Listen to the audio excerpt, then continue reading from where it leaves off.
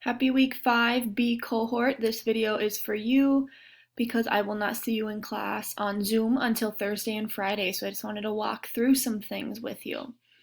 So in our week 5 folder, you've already found this obviously if you've clicked on the video, but in our agenda, you will see what you need to do. So you've already clicked on instructions video, that's what you're currently watching, and then you need to complete the introduction paragraph in your essay organizer and body paragraph 1 in your essay organizer.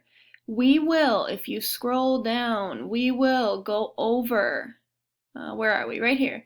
B cohort, we will go over the intro paragraph and body paragraph 1 in class when I see you on Thursday or Friday, but give it a good try.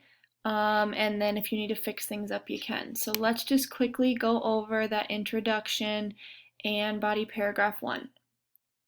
So you're going to want to start right here, the Most Dangerous Game Essay Organizer. Notice, this is a completion folder. I've been using those now after winter break.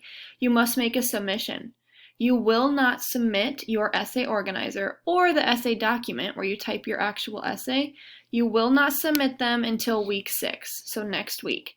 So please do not submit them today after like half of your paragraphs are done. Just wait until next week. They're not due till Friday, January 22nd. So just keep that in mind that I know it says make a submission, but you will not submit it this week. So in the essay organizer, this looks a little different than yours, but your essay organizer, this will look the same as what yours looks like. So again, I'm not going to explain how to write these paragraphs because everything you need is here.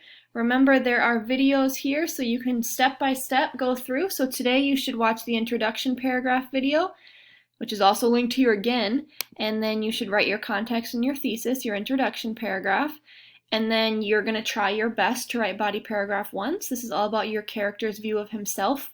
Please use that chart that you made last week, or get that chart done if you did not do it last week. But click here for a video explaining how to write body paragraph 1.